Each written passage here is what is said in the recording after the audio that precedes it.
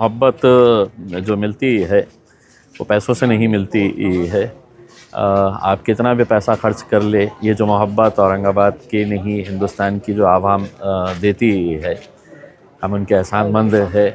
और एक यकीन, एक भरोसा जो होता है लोगों का, वो यकीन और भरोसा है जिसके ऊपर अल्हम्दुलिल्लाह हम खड़े उतरने की कोशिश करते हैं, मेहनत करते हैं, इनकी आवाज़ बनकर खड़े रहते हैं।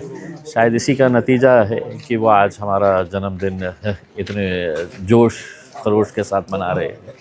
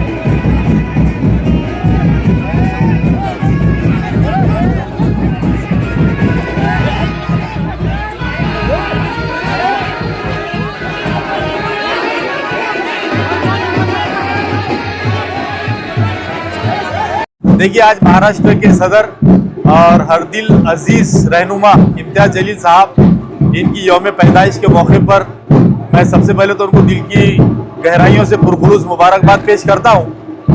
और मैं देख रहा हूं कि यहाँ पर नौजवानों का एक बहुत जम्मे गफीर है जो उनको मुबारकबाद पेश करने के लिए उनके मकान के ऊपर यहाँ पर आया हुआ है। तो मैं उनकी लंबी उम्र के लिए दुआ करता हूँ और आगे उनकी जो सियासी कैरियर है अल्लाह उसके अंदर भी उनको खूब तरक्की अता करे, ऐसी दुआ करता हूँ।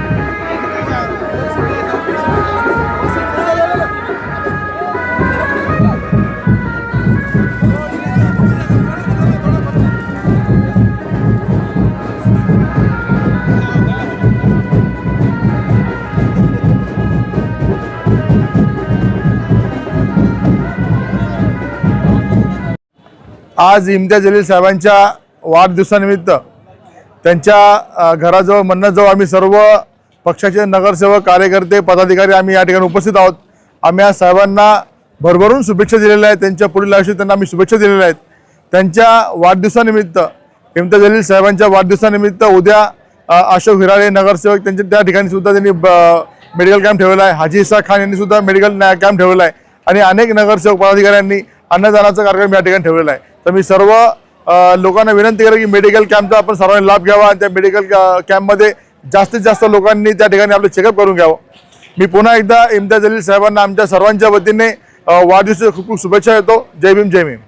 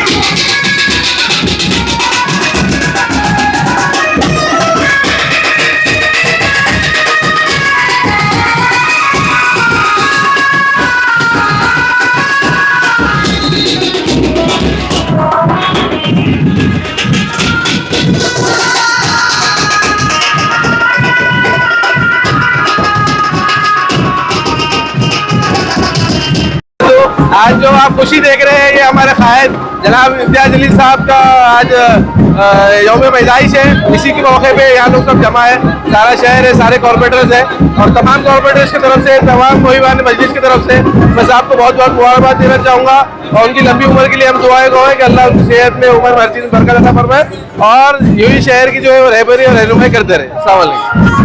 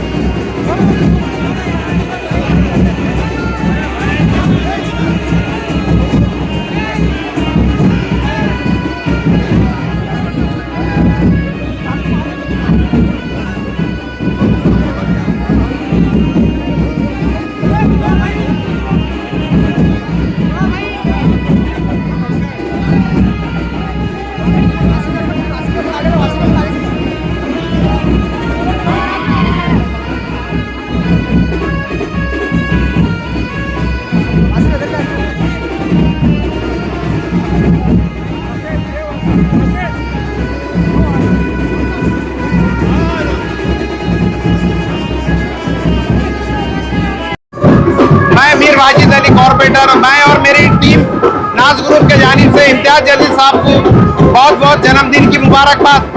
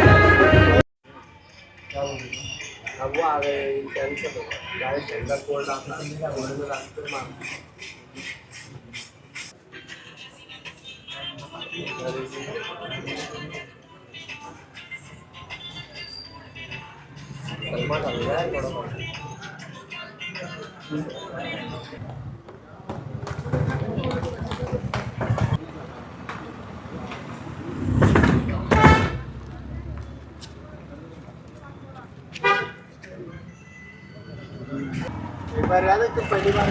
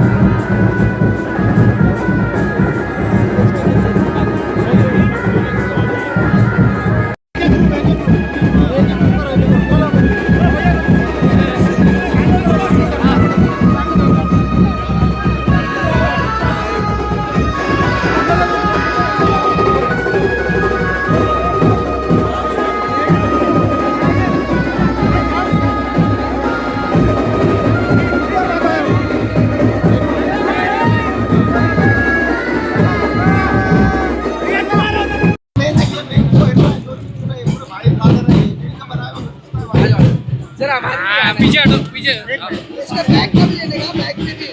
हां एक मिनट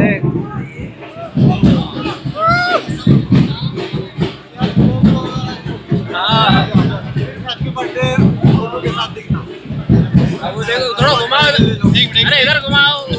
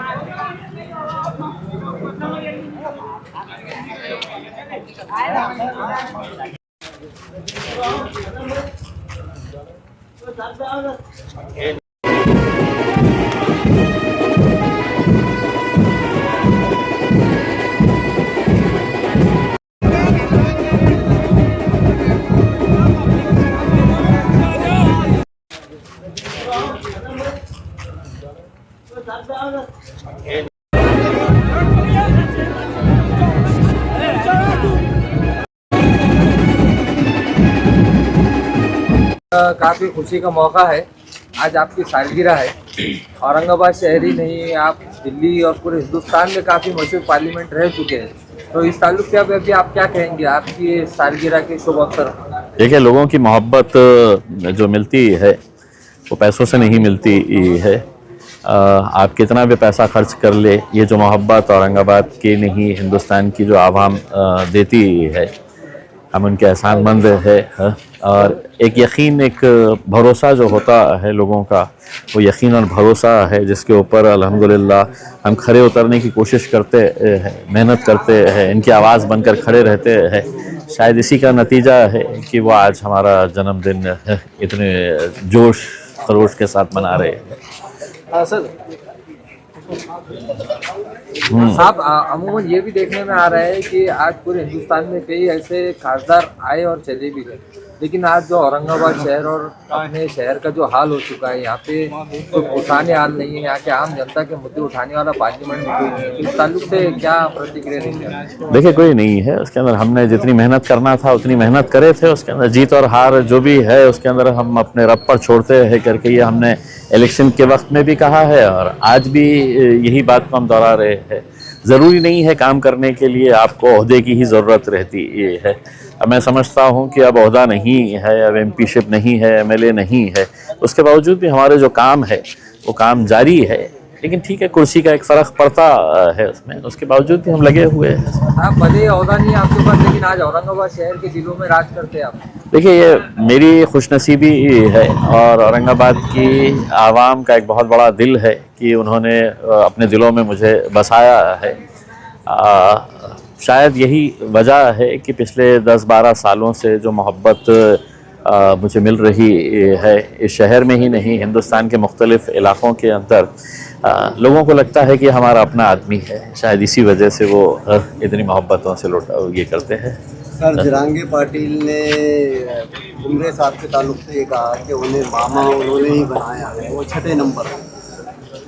देखिए, ठीक है, अब राजनीति के अंदर किसने किसको बनाया है ये अलग बात है। उन्होंने अपने तौर के ऊपर अपना स्टेटमेंट दिए है, लेकिन अब इलेक्शन ख़त्म हो गया है। अब उसमें अब हम गड़े मुर्दे खोद के हम क्या करेंगे उसमें? तो आगे देखेंगे आगे का सफ़र कैसा होता है करके उसमें, बाकी कुछ नहीं। आईआईटी में मंत्रों का पाठ होता है, पीएम खुद उसमें शिरकत करते हैं, क्या ये संविधान के हिसाब से सही है? देखिए, आज बहुत सारे गवर्नमेंट ऑफिसेज में भी जो है वो किसी देवी देवताओं के तस्वीरें लगे रहती है। पुलिस स्टेशंस के अंदर हम देख रहे हैं उसमें। तो हिंदुस्तान जो है वो एक सेक्युलर मुल्क है। यहाँ पर आप जब उस कुर्सी के ऊपर बैठते हैं तो आपका कोई मज़हब नहीं होता है इसमें।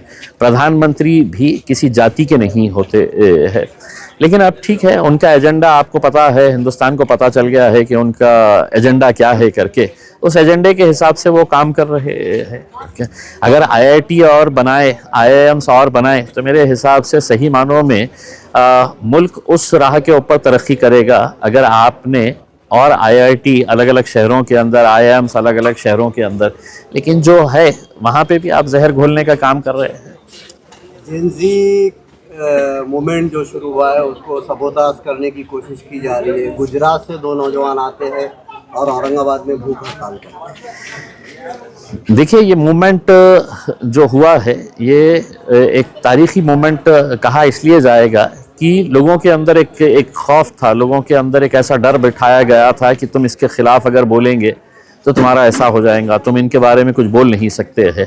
लेकिन नौजवान जब सड़कों के ऊपर आए तो उन्होंने देखा कि हम कोई है तो गैर कानूनी काम के लिए नहीं आए हैं, हम अपना हक़ मांगने के लिए आए हैं।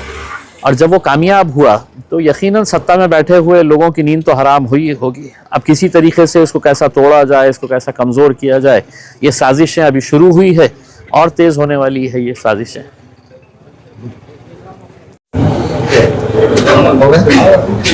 पावर बिल्डर साहब, आज काफ़ी खुशी की बात है, इम्तियाज़ जलील साहब का आज सालगिरह है, जबकि खासदार माजी खासदार इम्तियाज़ जलील साहब पहले एक बार खासदार रह चुके, एक बार आमदार रह चुके और काफ़ी पार्लियामेंट के अंदर भी जो दूसरे पार्लियामेंटर ऐसी बात नहीं करते, वैसे साफ बात करते हैं। और आज औरंगाबाद की आम जनता भी इम्तियाज़ साहब को काफ़ी लाइक करती है। औरंगाबाद शहर ही नहीं, इम्तियाज़ साहब दिल्ली तक मशहूर है। तो आज इस खुशी के मौके पे क्या कहना चाहेंगे आप? अस्सलाम वालेकुम रहमतुल्लाहि बरकातुहू। मैं हूँ बाबा बिल्डर। माजी खासदार इम्तियाज़ जलील साहब, माजी आमदार इम्तियाज़ जलील साहब, हमारे लाड़के नेता हमारे कायद इम्तियाज़ जलील साहब को सालगिरह की बहुत बहुत मुबारकबाद। तुम जियो हज़ारों साल, हर दिन हो 50,000। और मैं अब ये मौके पे मैं ज़्यादा तो मीडिया में आता नहीं, मगर मेरा मीडिया में आने का मकसद ये है क्योंकि आज औरंगाबाद वालों को जो कमी महसूस हो रही है कि एक बाशऊर लीडर, एक तालीम याफ्ता लीडर की जो कमी महसूस हो रही है, जो पार्लियामेंट सेशन में जो मानसून सेशन पार्लियामेंट की जो सेशन होते हैं, आपके तरफ से कोई आज आवाज उठाने वाला नहीं है। पूरा एकदम औरंगाबाद से कोई बोलने को तैयार नहीं है अभी, तो हमको वो कमी महसूस हो रही है। मैं आपसे अदबन गुजारिश करता हूं कि 2029 में हम इंशाल्लाह उनको मेंबर ऑफ पार्लियामेंट बनेंगे। इंशाल्लाह आप लोगों की दुआ होना जरूरी है। आपका भी काफी कारकर्दगी रही है एमआईएम पार्टी की तरफ से, तो इस ताल्लुक से क्या कहना चाहेंगे आप? नहीं, मेरा तो देखो, मैं एक सामान्य कार्यकर्ता हूं और मैं एक मेहनत करके काम करता हूं। मेरे को कोई चीज़ की लालच नहीं है। मैं सिर्फ अपने कौम के सरप्रस्तों के अंदर काम करता हूं। औरंगाबाद शहर की आम जनता से अभी आज इस खुशी के मौके पे क्या कहेंगे? ये बहुत खुशी का मौका है। हमारे लीडर है, हमारे कायद इम्तियाज़ जलील साहब, जो अपनी कौम के वास्ते लड़ते रहते हैं, हमेशा बोलते रहते हैं, और इनकी उम्र हो 50,000 साल।